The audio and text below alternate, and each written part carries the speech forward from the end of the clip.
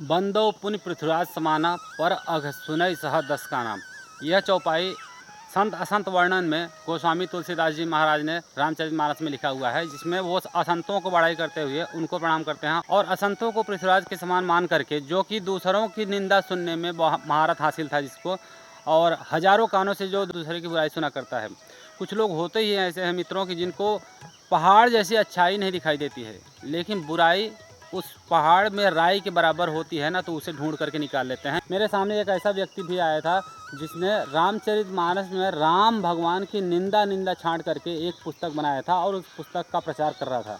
मैंने उसको रोका और देखा कि मैंने उस पुस्तक में उसने भर भर करके भगवान श्री राम के बारे में बुराई लिखी थी।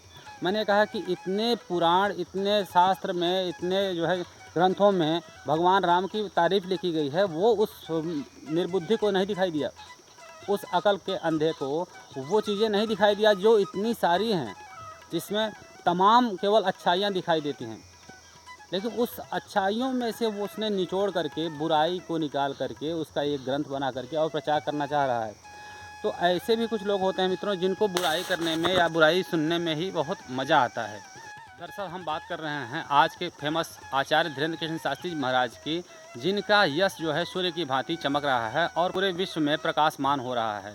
लेकिन उन धीरेन्द्र कृष्ण शास्त्री महाराज यानी बाबा बागेश्वर के बारे में कितनी सारी बुराइयां करने वाले पैदा हो चुके हैं। इस समय कुछ चैनल्स भी मैंने देखे हैं जिनमें भर भर करके धीरेन्द्र कृष्ण शास्त्री महाराज की निंदा की जा रही है, सनातन धर्म की निंदा की जा रही है, उसका मजाक बनाया जा रहा है। मित्रों, एक बात उन लोगों से पूछना चाहूँगा कि इनको आखिर उन्हीं से क्या जलन होती है जो धर्म का प्रचार कर रहे होते हैं या जो अच्छे काम कर रहे होते हैं। आपने वो कहानी तो सुना होगा कि महात्मा गांधी के पास में एक माता अपने बच्चे को लेकर के आती है और कहती है कि ये गुड़ बहुत खाता है, इसे मना कर दीजिए। तो महात्मा गांधी कहते हैं कि मैं तो स्वयं खाता हूँ, मैं इसको कैसे मना कर सकता हूँ। उसके बाद में उन्होंने कहा कि इसको 15 दिन के बाद लेकर के आओ। 15 दिन के बाद में जब लेकर के आई तो महात्मा गांधी जी ने कहा बेटा गुड़ मत खाया करो, ज़्यादा गुड़ खाओगे तो कीटाणु पड़ जाएंगे पेट में। उस बच्चे की माँ ने कहा कि बापूजी ये बात तो आप 15 दिन पहले भी बता सकते थे। तो उन्होंने कहा नहीं, जब मैं स्वयं खाता था उस समय तो मैं कैसे इस बच्चे को मना कर सकता था। मैंने 15 दिन तक छोड़ करके देखा, उसके बाद में मैंने इस बच्चे को मना किया।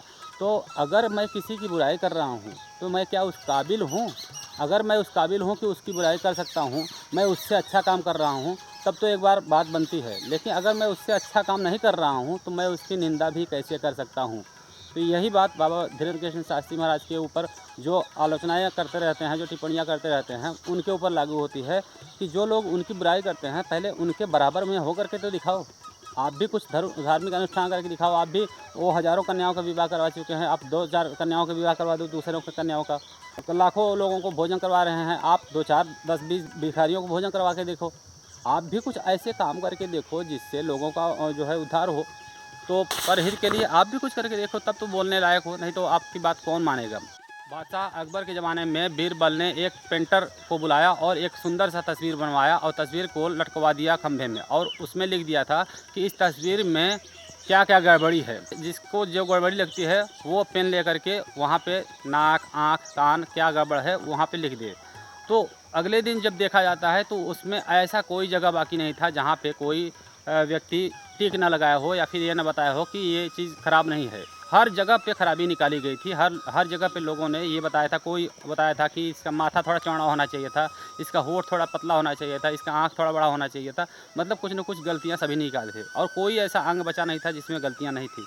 अगले दिन वही पेंटिंग फिर से बनवा करके और टांगते हैं बीरबल जी। उसमें लिख देते हैं कि इसमें जो गलतियाँ हैं उसे सुधार करके दिखाओ, जो आपको गड़बड़ लगता है उसे मिटा करके और आप ठीक करके दिखाओ।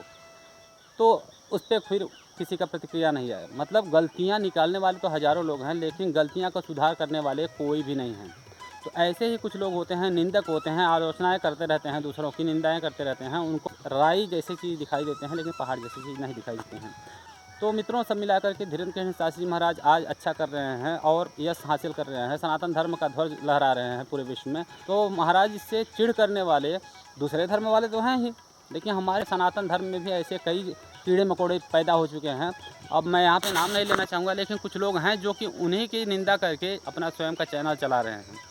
शर्म आनी चाहिए ऐसे लोगों को हिंदुत्व के नाम पे और मनुष्य के नाम पे, जो कि अच्छाइयाँ तो नहीं कर सकते हैं लेकिन बुराइयाँ भर भर के किया करते हैं। अगर हम भौरे को छोड़ेंगे तो वो फूल पे ही जा कर के मर रहेगा और अगर हम केंचुए को छोड़ेंगे तो वो कीचड़ में ही जाएगा। मतलब जिसकी जैसी प्रवृत्ति होती है वो उसी तरफ दौड़ता है। और सब मिलाकर के मेरे कहने का मतलब यही है कि अगर हम किसी महात्मा की निंदा कर रहे हैं, किसी व्यक्ति विशेष की निंदा कर रहे हैं, तो क्या हम उस काबिल हैं? अगर हम उस काबिल हैं तो उसकी निंदा कर भी सकते हैं, लेकिन अगर हम उस काबिल ही नहीं हैं, उतने बराबर हो ही नहीं सकते हैं, तो हम उसकी निंदा कैसे कर सकते हैं? अरे निंदा करने के लिए अगर आप ढूंढेंगे, बुराई ढूंढेंगे तो बुराई ही आपको निकलेगा। गुरु के बाह्य कर्म पे क्या ध्यान देना है हमें? वो क्या करता है, कितने बजे सो के उठता है, और वो अपने जीवन में क्या करता है, वो बहुत नीच आदमी है, उससे क्या मतलब है? गुरु क्या ज्ञान दे रहा है, हमें उससे मतलब रखना है। मतलब सार सार को गही रखे थोथा दे उड़ाए। तो इस बारे में अगर आप विचार इस तरह के रखेंगे तो आपका जीवन सही है और आप सटल हैं, आप जीवन में कुछ आगे बढ़ सकेंगे। और अगर आप ये सोचेंगे कि अरे वो तो ऐसा है, वो तो वो ऐसा है, मतलब केवल बुराई खोजेंगे तो बुराई ही खोजते रह जाएंगे। अरे बुराई खोजना हो तो अगर आप देखेंगे तो पूर्व में भी हजारों वर्ष पहले की भी आपको बहुत उदाहरण मिल जाएंगे कि विश्वामित्र ने वशिष्ठ जी के 100 पुत्रों को मार दिया था। विश्वामित्र जी का तपस्या मेनका ने भंग कर दिया, तो उसके बाद में उनके साथ में विवाह करके छोड़ दिया कुछ दिनों के बाद में। मतलब हद है। इस तरह की अगर हम बुराइयां खोजेंगे तो बहुत सारी बुराइयां मिल जाएंगी हमें। बड़े बड़े देवर्षि महर्षि भी गलतियां कर बैठे हैं, बहुत सारे ऐसे उदाहरण पड़े हुए हैं, ऋषि पराशर की कहानियां पड़ी हुई हैं। अगर भगवान श्री राम यही सोचे होते कि विश्वामित्र हैं जिनकी तपस्या मेनका ने भंग कर दिया, विश्वामित्र जी हैं जो कि वशिष्ठ जी के 100 पुत्रों को, यानी कि उनके ही कुलगुरु के 100 पुत्रों को मार दिए हैं, तो उनसे वो शिक्षा कभी नहीं लेते हैं। तो ऐसे अगर विचार हमारे रहेंगे तो हम जीवन में आगे नहीं बढ़ सकेंगे। इसलिए हमें ऐसे विचार नहीं रखने चाहिए और हमें गुरु के बाह्य कर्म पे ध्यान नहीं रखना चाहिए। वो हमें सिखा क्या रहे हैं, वो हमें अच्छी सीख दे रहे हैं, उनको देख करके हम अच्छा करने के लिए उद्यत हो रहे हैं, तो वही हमारे लिए आवश्यक है। इसके आगे अगर आप कुछ सोचते हैं, अगर बुराई आप खोजते हैं, बुराई सुनते हैं, तो बस उसी काबिल हैं आप और जीवन में आप वही कर पाएंगे, दूसरा कुछ नहीं कर सकते हैं। तो बस आज की वीडियो में इतना ही। जय श्री राम, जय बागेश्वर गंगा की, हर हर महादेव।